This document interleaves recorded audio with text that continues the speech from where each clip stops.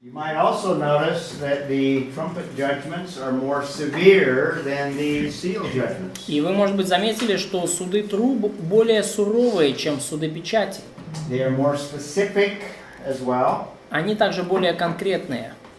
So as we go through the tribulation, things get more and more devastating. И по мере вот того, как двигаются события великой скорби, разрушения становятся все более и более внушительными. Let's take a look at the third trumpet judgment. Давайте рассмотрим третий суд труб. That's in chapter 8, beginning Это in 8 глава Откровения, начиная с 10 стиха. verse Verse 10. 10. Whose turn? Чья очередь? І Олег? засурмив третій ангел, і велика зоря спала з неба, палаючи, як смолоскип, і спала вона на третину річок та на водні джерела. Okay, you read 11 also? И 11, пожалуйста. А ймення зорі тій полин, і стала третина води, як полин, і багато з людей помирали з води, бо згіркіла вона. So in verse 10, we have another aster, the Greek word for star. В 10 стихе еще одна звезда, греческое слово «астер».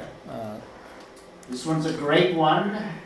И сказано о ней, что это великая звезда. Falling from heaven. I want you to notice the phrase, great star from heaven. Обратите внимание, эта звезда упала с неба. Now I think this is the atmosphere, above the atmosphere, the heavens where the stars are. С неба, я так понимаю, как бы и речь идет об атмосфере, да, где звезды, небесные тела. Now it's burning. Now we have a simile like a torch. И эта звезда горит подобно светильнику. So this is just to help us to visualize what it looks like. И это помогает нам представить, как эта звезда выглядит. Now this falls on the rivers and the springs of water. This is fresh water. И эта звезда пала на реки, на источники вод, источники пресной воды. Second trumpet judgment is on seawater or salt water. Второй суд труб касался морской соленой воды. Now it's devastating in that it kills all of the sea creatures that И, конечно же, это разрушительно, поскольку оно убило всех морских существ, на одну треть морских существ. But now this contaminates the drinking water, the fresh water. Но теперь же вот этот суд третьей трубы заражает питьевую пресную воду. It has a name, the water, or the name of the star is a name wormwood. И эта звезда, даже у нее есть конкретное имя, полынь. Meaning bitterness. И это означает буквально горечь. So it's making the waters on the continents undrinkable. И вода на континентах стала непригодной к питью из-за этого. And as a result, it says many men died from the waters because they were made bitter. И говорится, что многие люди умерли от вод, да, потому что они стали горькими. So increasing devastation on То the есть planet. увеличивающееся разрушение на планете. There was a question. Some people said that because this wormwood in Ukrainian would be Chernobyl, some people try to associate that with Chernobyl. No, Chernobyl is a little tiny. Но как бы некоторые люди пытались связать вот этот отрывок с Чернобылем, что полынь и Чернобыль это одно и то же на разных языках. Chernobyl just contaminated the area around Chernobyl. Но Чернобыльская авария, по сути, это загрязнила по-настоящему только территорию вокруг. Это, сравнительно локальная катастрофа. Affects the whole world. Но вот этот суд поразит весь мир. So nothing in comparison to what Chernobyl did. Поэтому, Чернобыль по сравнению с этим, это, просто ничто. Now, before we go to the fourth trumpet judgment, I want to show you something. И до того, как мы перейдем к четвертой трубе, я хочу вам кое-что показать. To support the idea that we need to be careful in our exegesis of the biblical text. Вот чтобы просто подкрепить идею о том, что нам в экзегетике библейского текста нужно быть крайне аккуратными. And emphasize a literal interpretation. И для того, чтобы подчеркнуть важность буквального толкования. And when we say literal, we look for clues in the text that the author gives us. И когда мы говорим о буквальном толковании, это означает, что мы ищем какие-то зацепки в тексте, которые сам автор нам дает. If the author is using non-literal meaning, or describing non-literal meaning. Да, то есть даже если автор использует какие-то небуквальные изобразительные средства, I want you to notice a difference between the passage we just read. Я хочу, чтобы вы обнаружили разницу между тем отрывком, который мы только что прочитали. Notice in verse 10, a great star fell from heaven. Обратите внимание, вот эта большая звезда упала с неба. Notice in chapter 9, verse 1. Посмотрите, пожалуйста, 9 главу, 1 стих. This is the fifth trumpet. Это уже 5-я труба. But notice that there's a difference between the two. Но обратите внимание на разницу между двумя. Sounds similar, Звучит очень похоже, but the author gives us clues in the text to steer us in a different understanding. но автор дает нам зацепки в тексте, которые помогают нам понять, что здесь речь идет о чем-то другом. Юлия, read verse 1. Юлия, пожалуйста, 1 стих, 9 глава, 1 стих. Пятый ангел раструбил, и я увидел звезду, падшую с неба на землю, и дан был ей ключ от князя бездны. 9.1. Okay. What's the difference between the star in 8:10 В чем различие между звездами в 8 главе 10 стихе and the star that is described here in chapter 9, verse 1? и звездой, которая в 9 главе 1 стихе? I took the star in verse 10 literally, a real heavenly body, an asteroid or a... Я воспринимаю звезду в 8 главе 10 стихе как буквальную звезду, какое-то небесное тело, астероид или что-то в таком духе. What about this star in verse 1, chapter 9? Но что насчет этой звезды в Откровении 9.1? The Greek word is the same word, aster. Греческое слово то же самое, астер. But what's the difference between Но в чем разница this passage and между этим отрывком и прошлым? Во-первых, не такая большая, во-вторых, похожа на личность. It was first it's not so big, and second it looks like a person. Okay, very good. The second thing is the main thing. Да, второе это самое главное. The one in verse 9 is referring to him or a personality, a personage. Вот эта звезда в 9 главе 1 стихе, вот сказано, что ей, да, или там ему было что-то там дано, то есть как к личности обращение. And if you read further in verses from 2 on, Когда читаете дальше со 2 стиха, more detail is given concerning a personality or a person rather than a physical object. больше деталей дано касательно уже личности. Явно здесь личность, а не какой-то физический объект. So in verse 10 of chapter 8, it's a literal star or literal heavenly body. В 8 главе 10 стихе там буквальная звезда, буквальное какое-то небесное тело. But in verse 1 of chapter 9, the star is a non-literal, in other words, it's a person rather than a literal star. Но в первое, то есть это буквальная звезда, да, а в 9 главе 1 стихе там звезда это какая-то личность, поэтому даже если, несмотря на то, что используется слово звезда, но это не буквальное But использование. we let the author guide us in giving us clues when he's using the word non-literally. Но мы позволяем автору направить нас и дать нам какую-то зацепку, даже вот тогда, когда он не буквально использует какой-то термин, использует какой-то образ. We'll come back to this passage and see more of this personality that he's talking Мы about. еще вернемся к этому отрывку и рассмотрим, о какой же личности там идет речь. So, the third one is a literal destruction of a literal star. Итак, третья труба. Буквальное уничтожение из-за буквальной звезды. So let's take a look at the fourth. Давайте рассмотрим четвертую трубу. And Larissa, 12 and 13. Четвертый Лариса, ангел 12-13. Четвертый ангел раструбил, и поражена была третья часть солнца, и третья часть луны, и третья часть звезд. Так что затмилась третья часть, и третья часть дня не светил, не светла была, так, как и ночью. Что дальше? 13 до 13. 13. И видел я, и слышал одного ангела, летящего посреди неба и говорящего громким голосом: остальных трубных голосов, 3 ангелов, которые будут трубить. Okay? So the fourth trumpet judgment, a third of heavenly bodies, celestial bodies. Итак, значит, вот при четвертой трубе треть солнца, треть луны, третья часть звезд They're небес. smitten or damaged in some way. Они затмились или были повреждены тем или иным образом. So a third of the light is obscured. Иными словами, на земле стало на треть темнее. Now we are very, very dependent on sunlight and light even at night from heavenly bodies. И мы очень зависим на самом деле от солнечного света, от света луны в темное время, So this judgment is going to have звезд. great effect on earth. И этот суд окажет серьезное влияние на землю. So all of these, the first four, are in thirds. И все вот эти первые 4 суда, они поразят треть чего-то. Now verse 13 is telling us that the last three are even more severe. И 13 стих указывает на то, что последующие 3 суда будут даже еще суровее.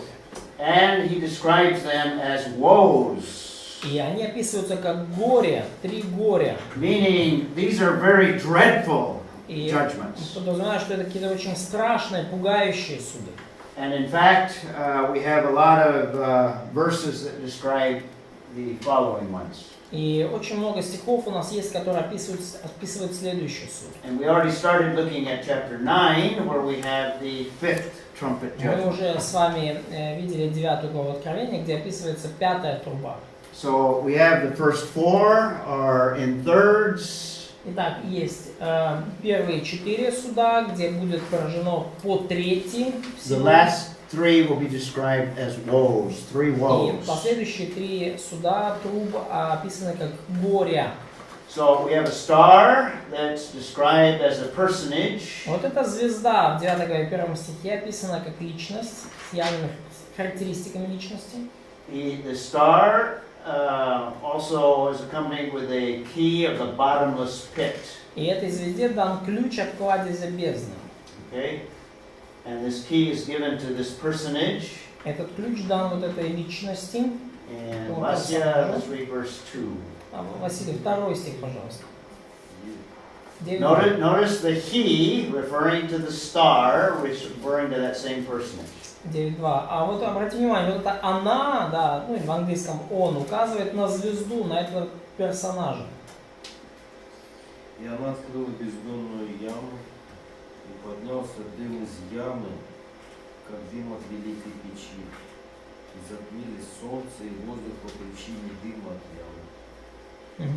Okay, so we have more darkness as a result of the smoke coming out of this great furnace. Итак, мы видим больше темноты, как результат вот того, что была открыта эта печь, яма. Notice what comes out of the smoke in verse 3, Vasya. И смотрите, что вышло из этого дыма, Василий. А з диму на землю вийшла сарана, і дав їй міць, як мають міць скорпіони змії.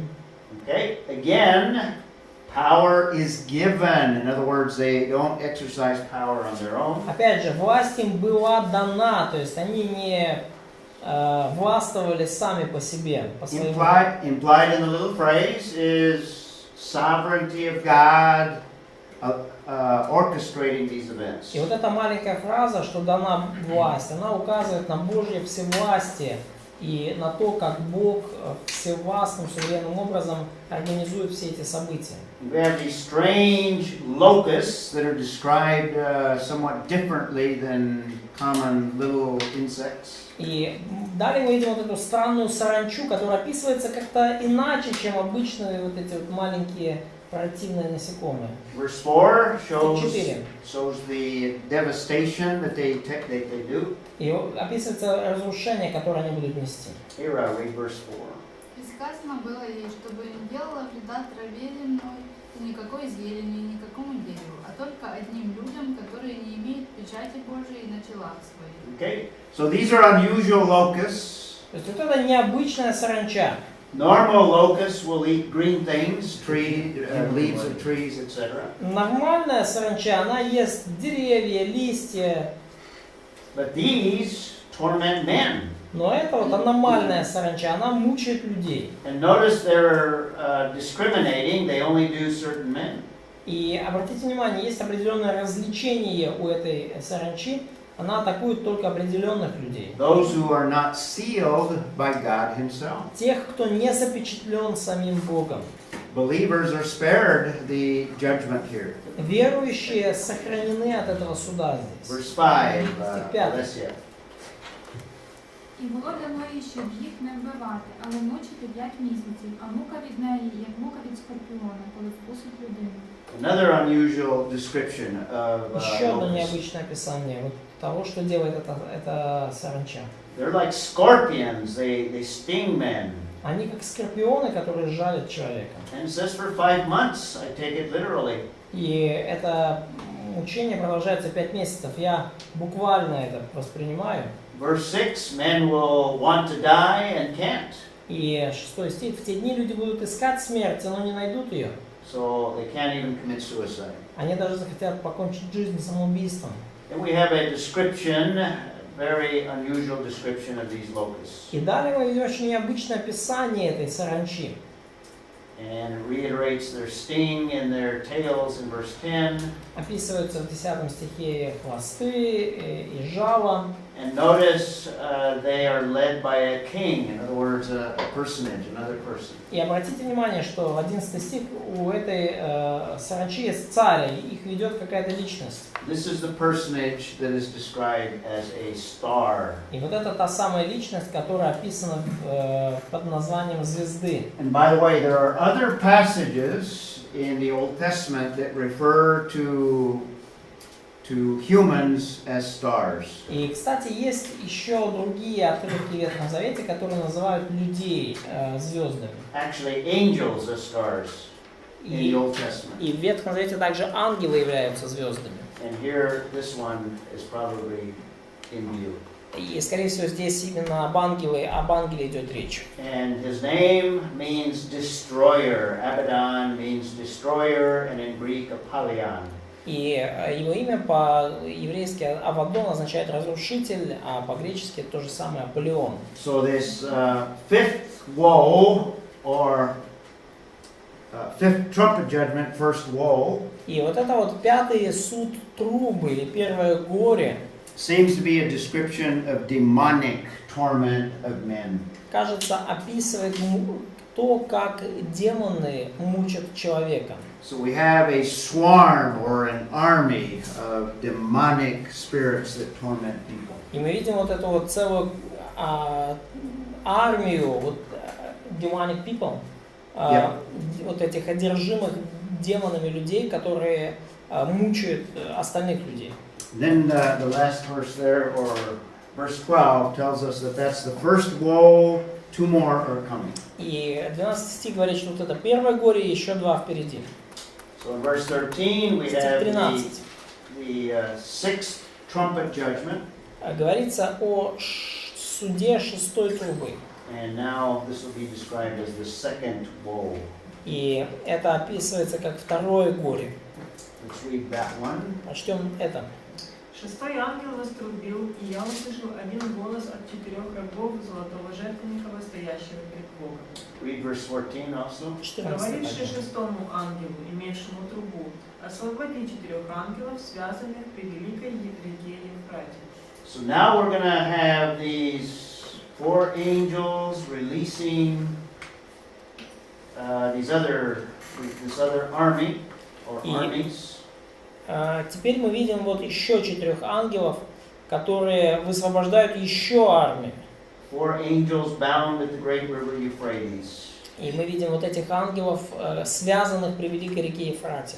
Verse 15 tells us they're prepared for this occasion. Стих 15 говорит, что эти ангелы как раз таки приготовлены на этот час и день. Prepared for a very specific time, including the hour, the day, the month, the year. Приготовлены на совершенно конкретное время, которое включает в себя час, день, и месяц, и год.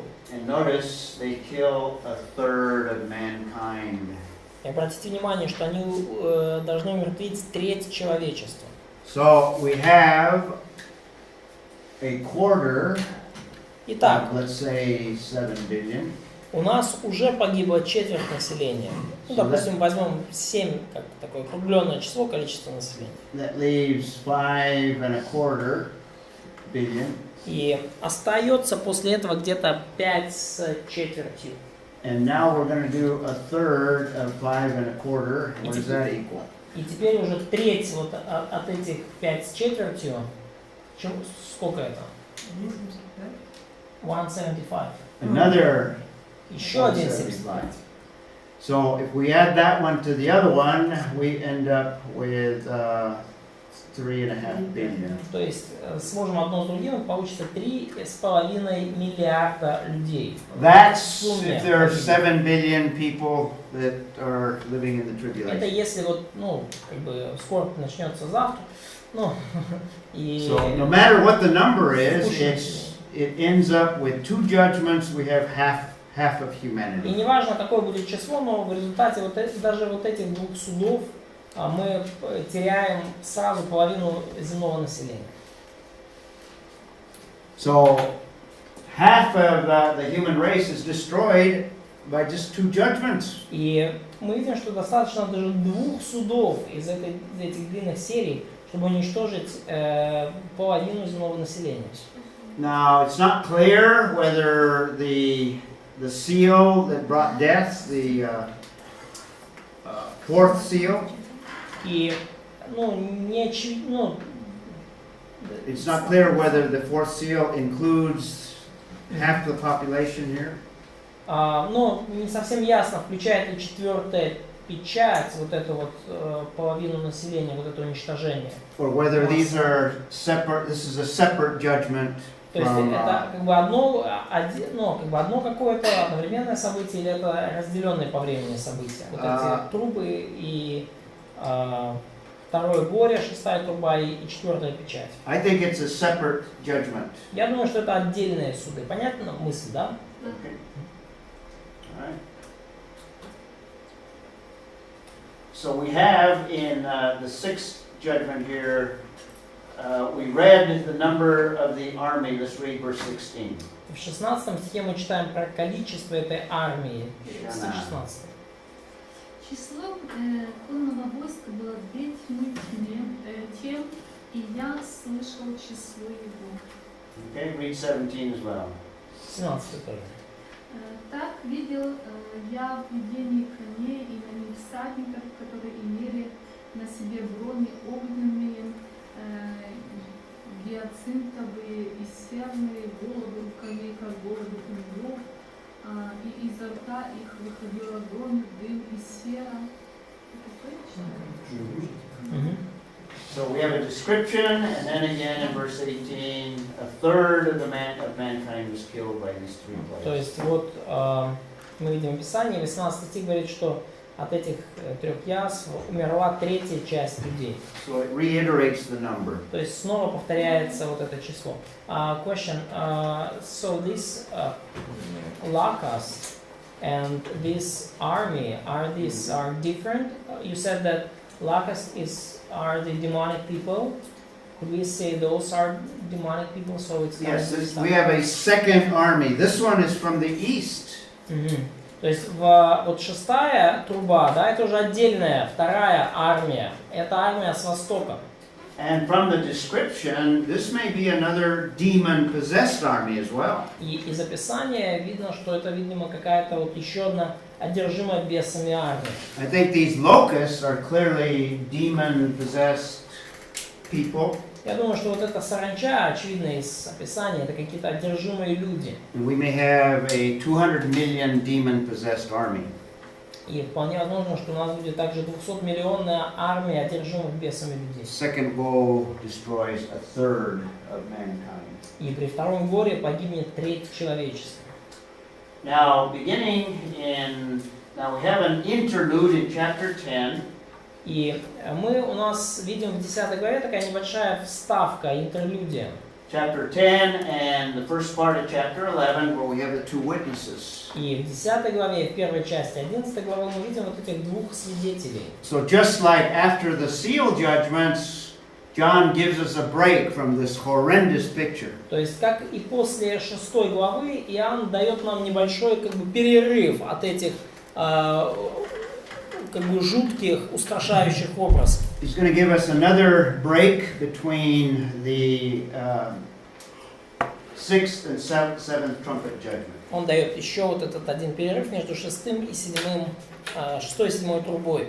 To give us another little positive picture, we have the two witnesses. Чтобы еще одну такую маленькую позитивную картину, мы видим двух свидетелей. The seventh trumpet is at the end of chapter 11, beginning in verse 15. 7 труба в конце 11 главы, это начиная с 15 стиха. Oleg, you want to read 11-15, да, Олег, читай, пожалуйста. 15 and 16? 15-16 стих, 11 глава. Засимив сьомий ангел, і на небі зчинились гучні голоси, що казали: перейшло панування над світом до Господа нашого та до Христа Його, і Він царює на вічні віки. І 24 старці, що на престолах своїх перед Богом сидять, попадали на обличчя свої та й уклонилися Богові. Okay, that doesn't look like a judgment, does it? Совсем не похоже на суд что-то. In fact, it looks more like a description of the second coming. И больше похоже на описание второго пришествия. The kingdom of the world has become the kingdom of our Lord. Царство мира соделось царством Господа нашего и Христа Его. And then 17, we have worship. 17 стих. Благодарим Тебя, Господи Боже. I think what's implied is that we have another woe, but it's the woe of the judgments of the second coming. И что здесь, похоже, подразумевается, что здесь еще одно горе, но это горе, связанное с судами, которые произойдут при втором пришествии It's Христа. not described, but later on we'll see that there's judgment associated with the second coming. Оно здесь не описано в деталях, но позже мы увидим, что второе пришествие принесет определенные суды на землю. So there's three woes, and the only one that would fit would be a description that we have in that passage, the third woe. Да, вот три горя, и вот это третье, и наилучшим образом его вписать, это вот как раз, как мы здесь сказали, да, как в самый конец пришествия Христа. We looked at chapters 12 and 13. Мы рассматривали с вами 12 и 13 главы. Those are the major participants. Это основные участники скорби. Chapter 14 gives us little pictures of different events that take place. Дает нам маленькую картинку вот этих разных событий, которые имеют место. Both positive and negative. И позитивных, и не очень событий. We have a description again of the 144,000. Мы снова видим описание 144 тысяч. We have three angels that make three announcements. Мы видим 3 ангелов, которые делают 3 объявления. And then we have a description of a harvest, which is a picture of judgment. И потом мы видим описание урожая, жатвы, и это образ суда. And then chapter 15 we have a preparation for the bowl judgments. И в 15 главе мы видим подготовку к суду чаш. And we have another interlude, another heavenly scene. И потом у нас еще одна такая небесная сцена, еще одна такая вставка, перебивка. And then in chapter 17 we have 7 more bowl judgments. И в 17 даже главе мы видим еще плюс 7 вот этих вот судов, начинающихся с горя. And the first one in verses 1 and 2. И первый он в стихах 1 и 2. Whose turn is it? Чья очередь? И пришел один из 17:1-2, yes? 16:1. 16. 16:1. 16 1. И услышал я из храма громкий голос, говорящий с нами: идите и вылейте 7 чаш гнева Божия на землю. Пришел первый ангел и вылил чашу свою на землю, и сделались жестокие, отвратительные, гнойные раны на людях, имеющих начертание зверя и поклоняющихся образу. Now these also, some of them are similar to the plagues that Moses brought. И вот эти вот суды чаш также во многом похожи на казни египетские. And these are concentrated primarily on the beast and his kingdom. И вот эти казни уже сфокусированы в основном на звере и на его царстве. In this case, men who had the mark of the beast. И в данном случае говорится, что вот эти раны сделались на людях, имеющих начертание зверя. They have these horrible sores on them. Вот, то есть на них вот это вот мерзкие, отвратительные раны. And notice it's worldwide. It's not just a third of the world. И обратите внимание, это уже по всему миру, это не треть мира даже. So the first one is disease on Antichrist's followers. Итак, первая чаша – это болезни, раны на последователях Антихриста. Larissa, verse 3. Лариса, 3 стих, пожалуйста. Второй ангел вылил чашу свою в море, и сделалась кровь, как бы мертвеца, и все одушевленное умерло в море. Another judgment on the sea. In this case, not just a third, but all of the sea. И еще один суд в отношении моря. И теперь уже не треть моря поражена, а все море. Not just the Nile, like what Moses did in the first plague, but the whole sea. Не просто речка Нил, как сделал Моисей при первой египетской казни, но все море, вся морская вода. So destruction of all of the sea life now. Everything's falling apart. И теперь уже уничтожается вся морская жизнь, и теперь уже все точно разваливается на части в мире. Third bowl judgment, 4 and 5. Третья чаша, 4-5 стих, класс. Третий ангел вылил чашу свою в реки, и источники вод, и сделалась кровь. И услышал я ангела вод, который говорил: праведен ты, Господи, который есть и был, и свят, потому что так судил. Okay. So now, first the sea life is destroyed. Итак, во-первых, была уничтожена морская жизнь. Now all the fresh water is destroyed. So all of the water on the earth is contaminated. Далее уничтожена вся вообще вода на земле, то есть вся вода на земле оказалась заражена. We're coming close to the end of the 7 years. И мы уже подходим здесь близко к концу 7 лет. And even though these are so horrible and hard to even imagine, И хотя все уже настолько стало ужасно, так что даже трудно представить, the angel says that this is a righteous act. In other words, this is not out of proportion. ангел говорит, что это праведное действие, то есть это не чрезмерное, не превышение полномочий. God is holy and righteous in His Бог judgment. свят и праведен в этом суде. Okay? Они достойны того, 6 стих. And there's more description in 6 and 7. Let's skip to verse 8 and 9. Больше описаний в 6-7 стихе. Ну, давайте вот 8 и 9 стих прочтем. Malachi 2. Моисеев 2. Четвертий вилив свою чашу на сонце, дав йому палити людей огнем. І спека велика палила людей, і зневажили вони ім'я Бога, що має владу над каранатими, і вони не покаялися, щоб славу дати йому. Okay, now we have a judgment that affects the sun. И теперь мы уже видим суд, который влияет на солнце. We have a scorching heat that afflicts man. Мы видим, что вот этот жгущий сильный зной, который очень сильно палит людей. Verse 9 says they still do not repent. И стих 9 говорит, что они все равно не покаялись. Depravity of mankind. Вот эта вот испорченность человечества One of the проявляется. trumpet judgments obscured the light, and now we have intense heat. Один из судов труб, он как бы пригасил свет на треть, но теперь мы видим наоборот. Лампочка включилась как бы And notice на it's 120 ватт и теперь уже палит. Notice it's particular to the throne of the beast and his kingdom. И обратите внимание, да, что вот это конкретно над зверем и его царством происходит. So it's not necessarily the whole world. Это не обязательно по всему миру. So where do we see that? Verse 10. В стихе 10. Это уже 5. But it's Oh, I'm already sorry. fifth. 8 or 9 is all men. 10 is another fifth.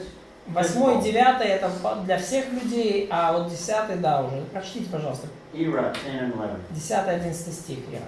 Пятый ангел вылил чашу свою на престол зверя, и сделалось царство его мрачным, и они кусали языки свои от страдания, и хулили Бога Небесного от страданий своих и язв своих, и не раскаялись в делах своих. Okay, so now we have darkness again. То есть теперь мы снова видим тьму. And this one is specific to the kingdom and the beast. И здесь уже излита вот эта тьма на престол зверя, на его царство. They also continue to blaspheme God. И они продолжают хулить Бога. So the darkening of the beast's kingdom. Итак, помрачение царства зверя. Now we're going to come back to the sixth one, and we'll read 12 through 15 because there's some other verses that speak of Armageddon.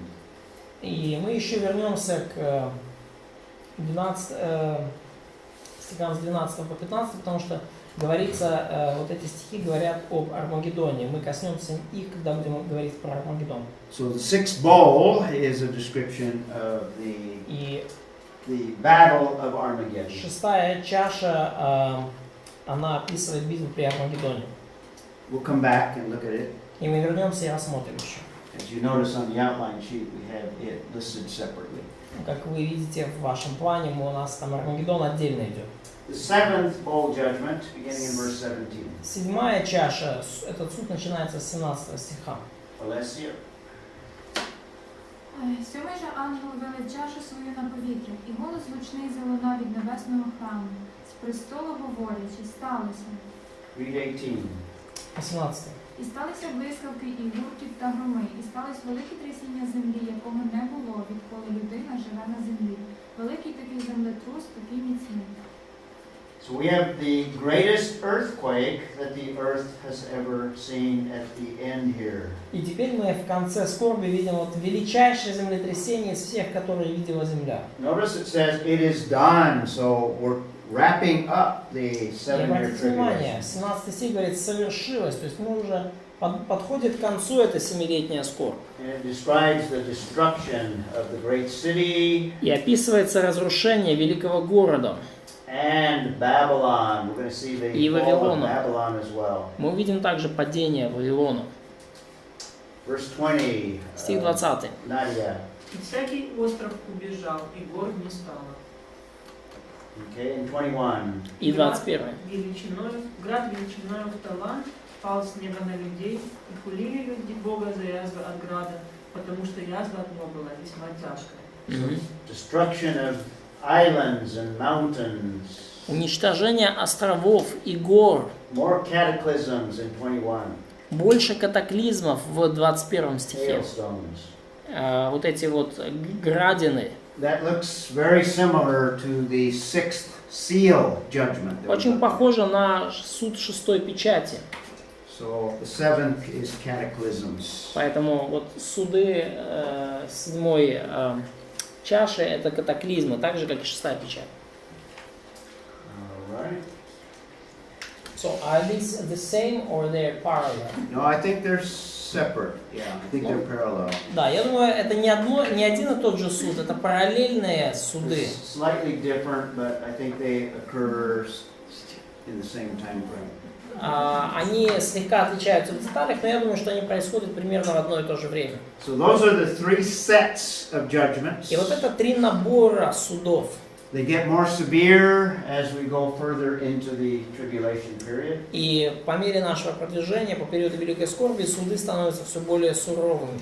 And I mentioned earlier, I see these in parallel. И, как я уже ранее упоминал, я вижу, что они как бы параллельны друг другу. The six seal judgments, kind of a summary of the whole tribulation. Суды шести печати это как бы краткий взгляд с высоты птичьего полета на скорбь. Trumpet judgments start later, and we don't have a time frame. They could start here, they could start here. Трубы начинаются позже, и нету конкретного указания, с чего начинать. Может здесь начаться, может там начаться. But I see them parallel to the seal judgments, even though they start later. Но я вижу, что они параллельны суду печати, даже несмотря на то, что начинаются позже. And then the seven bowl judgments are towards the end, and more than likely they're closer to the end, right over here. И далее вот суды семи чаш, они уже ближе к концу, и я, вообще говоря, думаю, что это будет перед самым концом. The seventh bowl judgment or cataclysms. И седьмая чаша, вот этот суд представляет из себя катаклизм, природный Like the катаклизм. sixth bowl judgment, they're cataclysms. Точно так же, как суд шестой, именно sixth trumpet. Sixth trumpet, no, bowl, seal. Да, точно так же, как и суд шестой печати.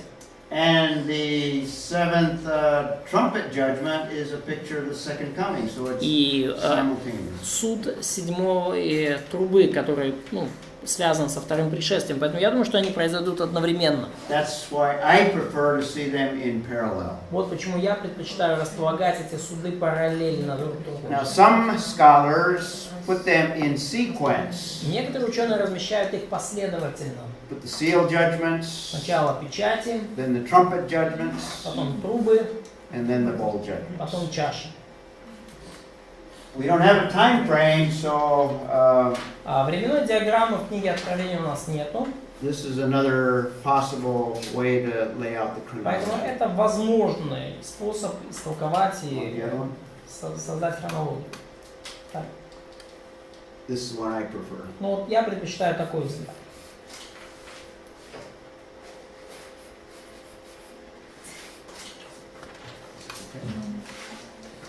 Okay, we have a discussion concerning the judgment of Babylon. Итак, дальше у нас идут следующие две главы, говорящие о суде над Вавилоном. After chapter 16, we have chapter 17 and 18. После 16 главы у нас, как ни странно, идут 17 и 18 главы. And it's a judgment of Babylon the Great. И это суд над Великим Вавилоном. I think what we have in Jeremiah, when we have the judgment of Babylon in Jeremiah 50, 51, И в книге Иеремии 52, мы видим там 50, 51, 52 главе описание суда над Вавилоном. I think Jeremiah is also describing the ultimate judgment of Babylon the Great. И я думаю, что Иеремия там также описывает окончательное уничтожение Великого Вавилона. Now, what is meant by this description of Mystery Babylon the Great? И что подразумевается вот этим описанием таинственного Великого Вавилона? Let's read some of the verses here. Давайте прочтем тут некоторые отрывки. And Yura, is it your turn? Юра, твоя очередь? 17, 1 and 2. 17, 1 и 2. И пришел один из семьян его, имеющих 7 чаш, и, говоря со мною, сказал мне: «Подойди, я покажу тебе суд над великою блудницею, сидящую на водах многих. С нею блудодействовали цари земные, и вином ее блудодеяния упивались живущие на земле». Okay, we're given a description of a harlot. Итак, нам дано описание блудницы. In Scripture, the imagery of a harlot is that of those that worship false gods. И в Писании термином блудница обычно описывается, это символ для обозначения тех, кто поклоняется ложным богам. The imagery is similar when it speaks of Yahweh having Israel as his wife. И эти образы связаны с концепцией, с представлением об Израиле как о жене Бога. When Israel worships other gods, she's viewed as a harlot. И когда Израиль поклоняется другим богам, он рассматривается как блудница, She's viewed as a prostitute. то есть как представительница древнейшей нетяжелой профессии. Now he's going to have a description of this woman. She is extremely wealthy. И есть описание этой женщины здесь, в 17 главе, она весьма богата. In fact, verse 3, Shanna, you want to Стих read 3, Жанна, прочтите, пожалуйста. И повел меня в духе в пустыню, и я увидел жену, сидящую на звере багряном, преисполненном именами богохульными, с 7 головами и 10 рогами. Okay, so the woman is sitting on the beast. Итак, жена женщины сидит на звере. So she has authority and control over the beast. У нее есть власть, она как-то контролирует этого зверя. And notice the beast is the same beast as we had in chapters 13. И зверь, обратите внимание, тот же самый, которого мы видели до этого в 13 главе. She's full of blasphemous names, so names that are blaspheming the true God. И мы видим, что на ней вот это на звере багряном, на ней имена богохульные. 7 heads and 10 horns, so these are governmental authorities. На нем имена богохульные, и там 7 голов, 10 рогов, то есть, ну, говорится, вот эти правительственные чиновники, да, руководители правительства. Her wealth and her corruption are described in verse 4. И она имеет власть над ними, описано в 4 стихе ее богатство, ее растление, мерзость. And then verse 5, Oleg, read that one. 5 стих, Олег, прочитай, А на пожалуйста. чолі її було написане ім'я таємниця. Великий Вавилон, мати розпусти й гидоти землі. Okay. 17.5. So Babylon, this is the woman. И вот Вавилон это вот эта самая женщина. She's the mother of all harlotries, all false worship. Мать блудницам и мерзостям земным. Babylon is the source of all ancient false worship. Вавилон это источник всего древнего ложного поклонения. And that leads to other abominations besides idolatry. И это ведет к еще дополнительным мерзостям, помимо идолопоклонства. Interesting description. Интересное описание. And this woman is a persecutor in verse 6. И 6 стих указывает на то, что эта женщина также гонительница, она оказывает гонение. Юлия. Юля, прочитай, пожалуйста. Я видел, что жена упоена была кровью святых и кровью свидетелей Иисуса, и видя ее, дивился удивлением великим. Okay, so who is this woman or who is this harlot? Итак, кто же эта женщина, кто эта блудница? Now, during the Protestant Reformation, Babylon was described as the Roman Catholic Church. Во время протестантской реформации вот этот Вавилон считалось, что это обозначает Римо-католическую церковь. They saw the Roman Catholic Church as false religion, idolatrous religion. Они рассматривали римский католицизм как ложную религию идолопоклонскую. But I think it's bigger than Roman Catholicism. Но я думаю, что здесь речь идет о чем-то более масштабном и значимом, чем римский католицизм. I think it's the system of religion of the tribulation, Я думаю, что здесь речь идет о религиозной системе времен скорби, which will be the religion of Antichrist that he establishes. и это будет религия Антихриста, которую он установит. It may include all the other false systems, but it's under the religion of Antichrist. И она может включать вот все другие ложные системы, но как бы она по сути является религией Антихриста. It's Babylon the Great. So let's take a look at the background of the Вавилон imagery. великий. Давайте поговорим о историческом происхождении вот этих образов. I think the imagery begins with Babel.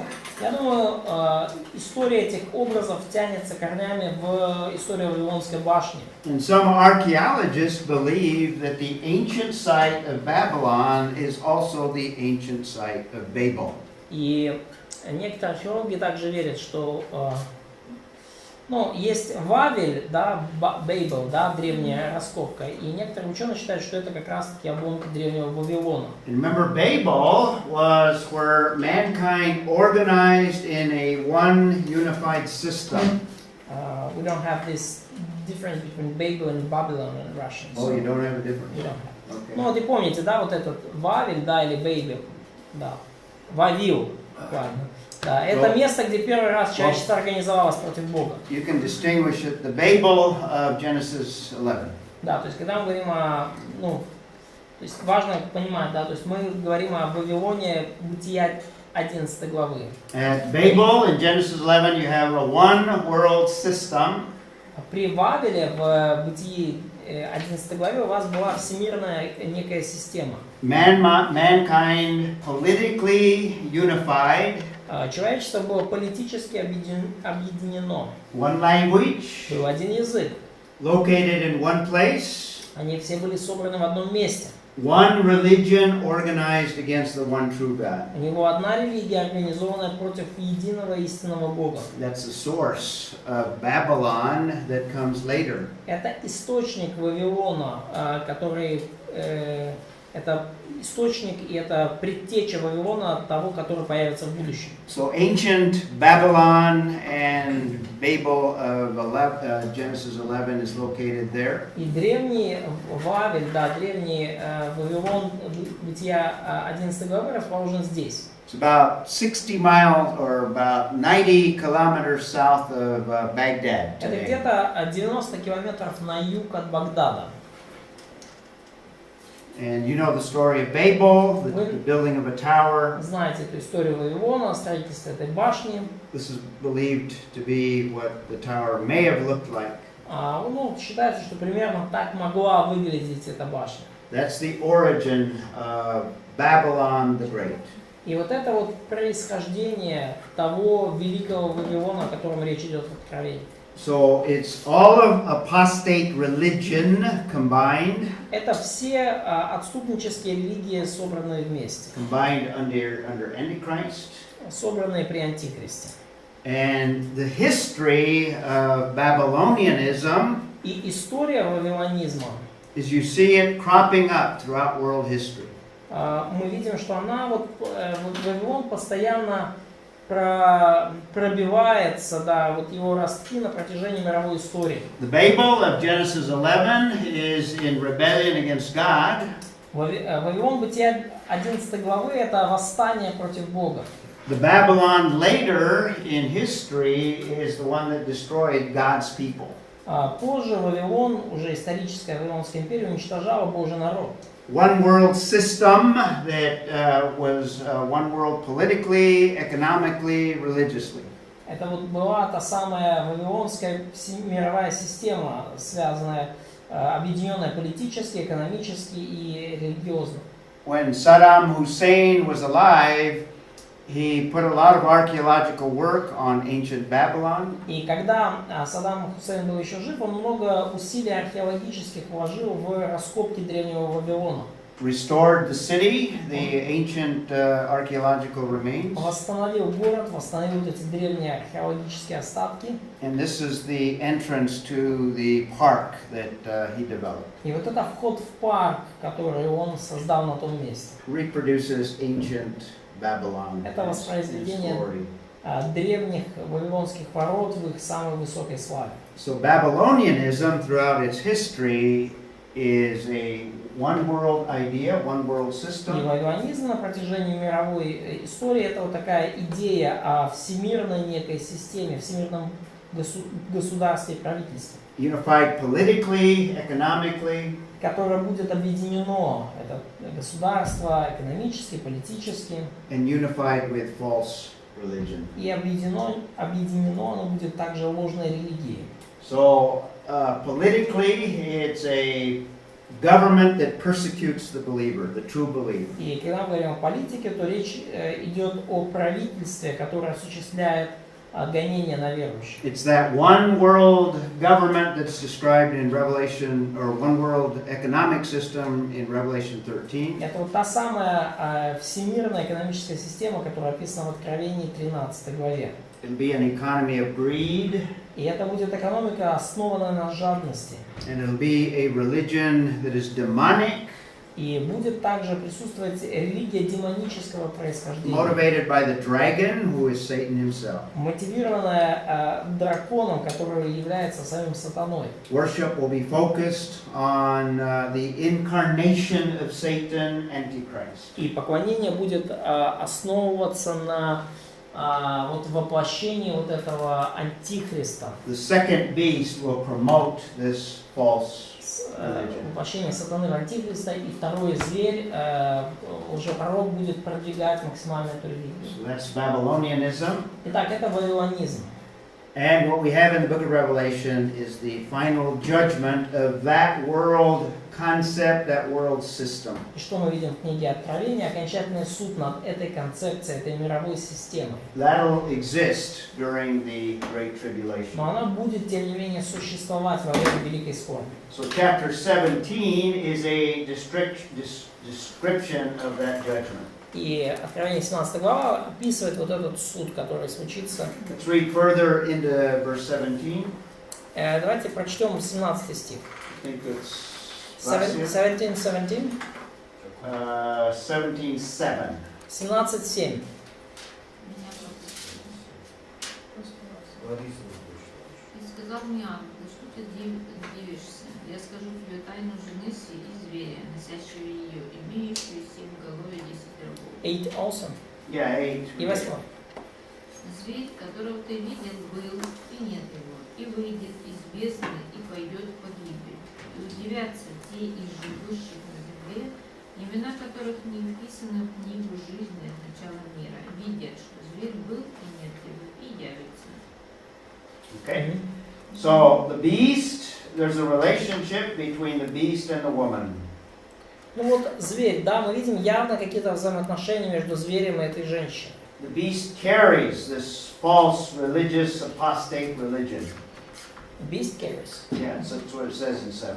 В 7 стихе говорится, что вот этот зверь, он носит вот эту религию. We saw in the earlier verses she's riding the beast. Точнее, зверь, да, сказано, что эта жена ездит на этом звере.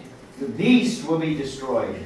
И зверь будет уничтожен. And as you read through the text, including chapter 18, we have a description in some detail of that destruction. И в 18 главе, chapter 18, yes? Chapter 18. В 18 главе мы видим некоторые признаки этого, уже описания, детали этого уничтожения.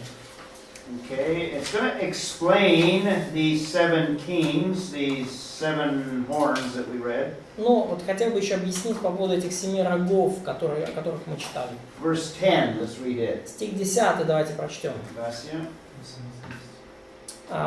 17:10. и 7 царей, из которых 5 пали, один есть, а другой еще не пришел. И когда придет, недолго их будет. Okay, so we have 5 have fallen. These are empires of the past. Мы видим, да, вот эти 7 царей, из которых 5 пали, это 5 империй прошлого. So they would include Babylon, И этот список включает в себя Вавилон, Medo-Persia, Greece, and Rome, Медоперсию, Грецию, Рим, and either Assyria before Babylon or possibly Egypt. 5 empires. Пятое это или Ассирия, которая была до Вавилона, или Египет. То есть вот 5 империй глобально. One is, in other words, there's one that exists during that tribulation period. Один есть, то есть существует во время периода Or скорби. no, one is in the time of John, То есть the один Roman Empire, есть, это во времена Иоанна, это Римская империя. and the other has not yet come, А другой еще не пришел. and when it comes, it will remain a little А while. когда придет, недолго ему быть. 7 years. 7 лет всего. So it's a revived Roman То Empire. есть вот это возрожденная Римская империя. Okay? And let's see. We have more of a description in the rest there. And then beginning in chapter 18, Да, ну больше описаний тут в конце. И вот начиная с 18 главы we're going to see the destruction. мы видим разрушение. Let's see. Verse 2. Стих 2, 18:2. 18.2. І він гучним голосом кликав, говорячи: упав великий Вавилон, став він оселою демонів, і сховищем усякому духу нечистому, і сховищем усіх птахів нечистих та ненавидних. Okay, so Babylon is fallen, and the rest of it is a description of the destruction. Итак, Вавилон пал, и все оставшееся это описание вот этого разрушения. There's a call to leave, flee Babylon. И есть призыв к тому, чтобы покинуть этот Вавилон, бежать из него. Ira, read verse 10. Ира, 10 стих прочитай, пожалуйста. Стоя издали от страха мужчин ее и говорил: горе, горе тебе, великий город Вавилон, город крепкий, ибо в один час пришел суд твой. So the judgment has come, Итак, суд пришел. and we just have description of it in the following verses. И описание этого суда мы читаем в последующих So стихах. that's the fall of Babylon. Это падение Вавилона.